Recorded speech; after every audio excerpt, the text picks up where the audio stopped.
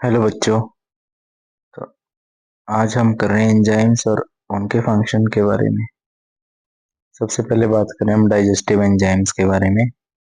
और digestive enzymes में कौन सा आ रहा है? सलाइवरी अमाइलेज हम बोलते हैं। जो क्या काम करेगा? स्टार्च को ब्रेक करेगा किसके अंदर? माल्टोज के अंदर। ठीक है। और जो लाइपेज एंजाइम होगा वो क्या काम करेगा? वो फैट को डिग्रेड करेगा, फिर ब्रेक डाउन करेगा किस किस के अंदर?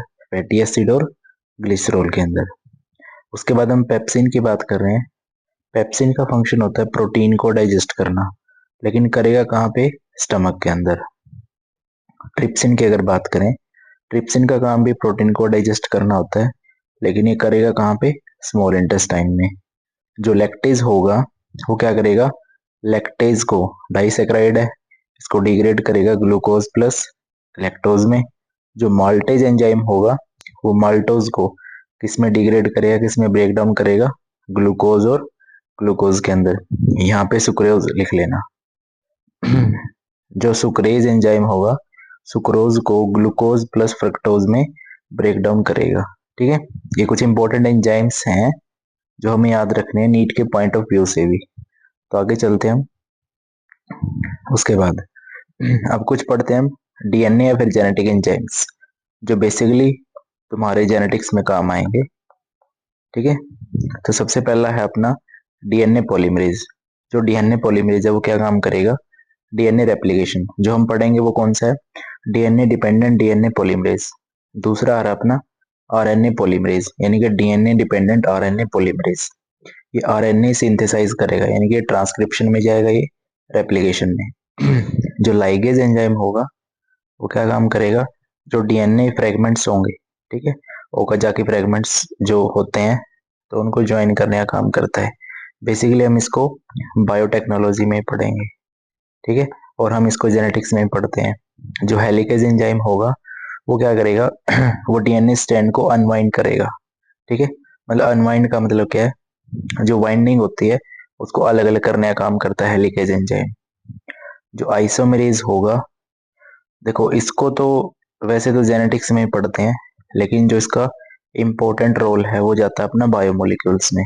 ठीक है। बायोमोलिक्यूल्स में क्या करेगा? जो एटम्स होंगे ना उनकी रीअरेंजमेंट करेगा। जैसे तुम बोल सकते हो लेबोरेटरी या फिर डेक्स्टोरोटेटरी। ठीक है। कुछ उस टाइप से अरेंजमेंट है। जैसे जो जाइलोज बोल सकते हो या फिर मेटारोज, इसके अलग अलग एग्जाम्पल होंगे, बायोमोलिक्यूल्स में पढ़ोगे। उसके बाद कुछ मेटाबॉलिक और सेलुलर एंजाइम्स है। वो कौन से हैं? फर्स्ट अपना कार्बोनिक अनहाइड्रेज। ये क्या काम करेगा? जो वाटर और CO2 मिलकर क्या बनाएंगे? कार्बोनिक एसिड तुम इसको बोल सकते हो। ठीक है। या फिर बाइकार्बोनेट आयन बोल सकते हो। ये किसकी प्रेजेंस में होगा? Carbonic anhydrase. ये हम किस में पढ़ते हैं?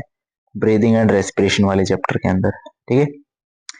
उसके बाद है साइटोक्रोम P450।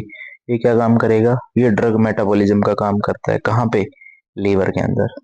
उसके बाद है ग्लूकोकाइनेज। ग्लूकोकाइनेज क्या करेगा?